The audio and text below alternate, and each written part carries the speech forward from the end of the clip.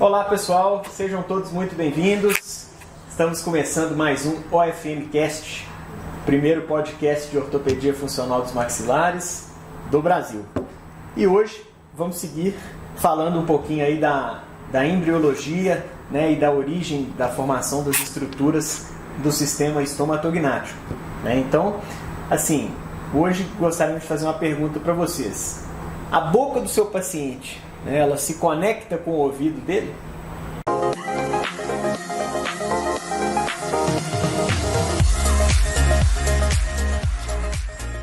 Vamos lá.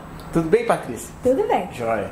Então hoje a gente vai conversar um pouquinho, né, seguir aquela questão da embriologia. Isso. E falar um pouquinho sobre a questão da articulação temporomandibular, Exato. a famosa ATM. Exato. Né? Explicar o que muitos pacientes que têm, né, alguma disfunção e tudo mais, eles chegam dizendo que estão com ATM. Então a gente pode explicar um pouquinho aqui os termos, né? ATM e DTM, né, para a gente começar a falar um pouquinho.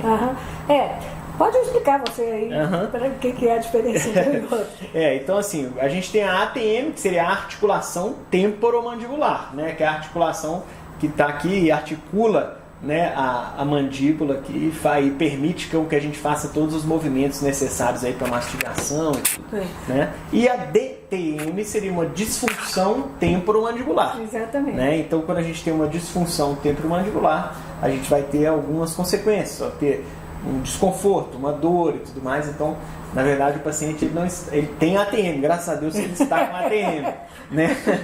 Ele na verdade está com uma DTM, né? Uma disfunção temporomandibular. Mas a gente recebe muito isso mesmo, né? Ah, doutor, eu vim aqui de cuidar porque eu não estou com ATM. Todo animal ele tem a articulação temporomandibular? Não. A articulação temporomandibular, ela é característica dos mamíferos. Então, na escala evolutiva, ela apareceu nos mamíferos, exatamente porque o movimento de ordenha, ele iria demandar uma movimentação da mandíbula completamente diferenciada, né? Então, ela só aparece nos mamíferos. A ATM, né, ela se forma separadamente do ramo da mandíbula, certo? Certo. Então, assim, clareia um pouquinho isso para nós, assim, por quê? Qual a origem disso? Por que é formado separado? Pois é, isso é tão importante e a maioria dos dentistas não sabe. Não sabe que a ATM se forma completamente separada do ramo e do corpo.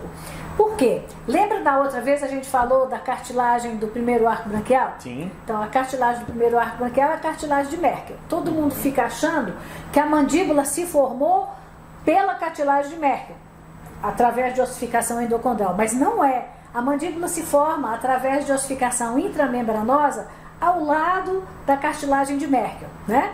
Então a cartilagem de Merkel é uma articulação primitiva só. E quando começa essa formação do ramo e do corpo, ao mesmo tempo está tendo aqui nessa região onde vai ser a articulação temporomandibular, o início de ação do que vai ser depois o músculo pterigóide lateral. Então as células começam a dar uma contraidinha e essa pequena contração é um estímulo mecânico que vai levar as células indiferenciadas a se transformarem em células produtoras de osso, gerando a formação do côndilo ali naquela região.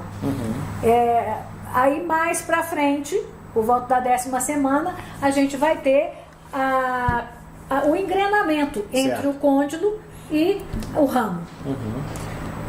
Na quinta-feira passada, né, a gente conversou bastante aqui no OFMcast sobre a questão dos arcos braquiais. Né, e você comentou que cada arco braquial ele vem com um feixe nervoso, um feixe vascular e uma cartilagem.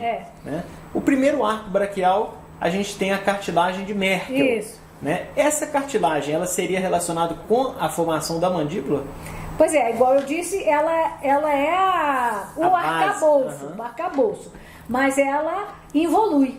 Sim. Tá? Ela evolui, e quando ela evolui, o que acontece? Sobram alguns pequenos sítios de cartilagem, mas o pericôndio dela, toda a cartilagem é envolvida em pericôndio, que é a membrana que envolve a cartilagem. O pericôndio dela não evolui.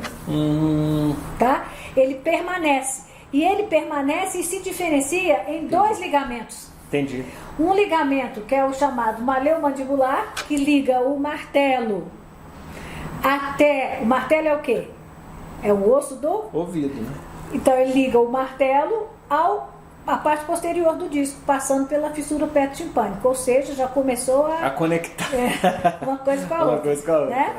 E, além disso, a parte final da cartilagem de Merkel, a parte finalzinha dela não evolui.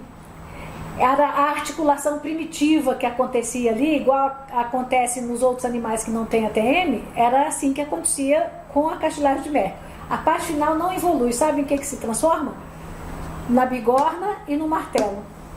Então a parte final da cartilagem de Merkel é a bigorna e o martelo.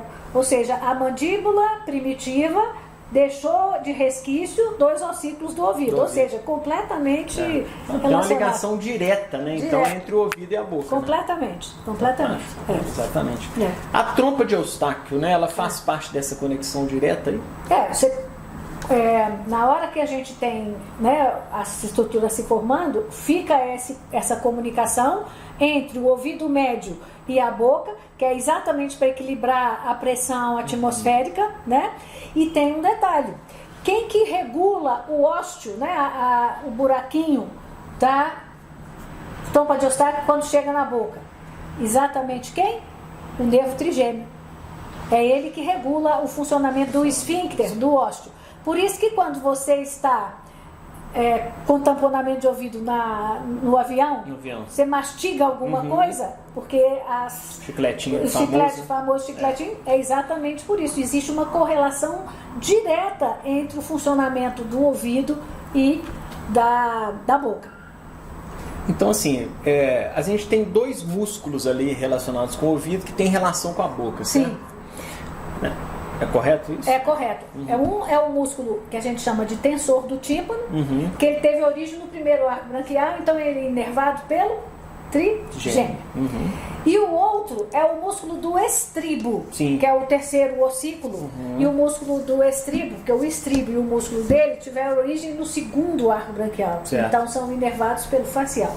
Ou seja, quando você tem tanto as estruturas inervadas pelo trigêmeo quanto pelo facial não funcionando adequadamente, as aferências erradas podem gerar eferências trocadas também e gerar perturbações auditivas. Que eu ia perguntar assim, as alterações na boca, né? Elas podem então gerar perturbações auditivas. Pode. Tem um trabalho publicado agora recente, né, em 2019, pela Universidade Japonesa, que mostrou que tamponamento, você pode ter tamponamento, oclusopatias podem levar a tamponamento, podem levar a hipoacusia, ou seja, você percebe o som com dificuldade, pode levar a mau funcionamento mesmo da transmissão do som, vertigem, porque aí já é no ouvido médio. No ouvido médio. No ouvido interno, né? Porque é o labirinto. Sim. E pode levar a vertigem, por quê? Porque o estribo não está funcionando direito e ele é que batalha ali para mandar as informações para o ouvido interno. Então, quer dizer, a relação é muito direta. Muito direta. Então, assim, a gente pode até fazer também uma conexão aqui daquela relação quando o paciente chega no consultório dizendo que está ouvindo um zumbido, né, no ouvido. Assim, realmente ele está ouvindo um zumbido, né? Ele pode estar ouvindo, sim.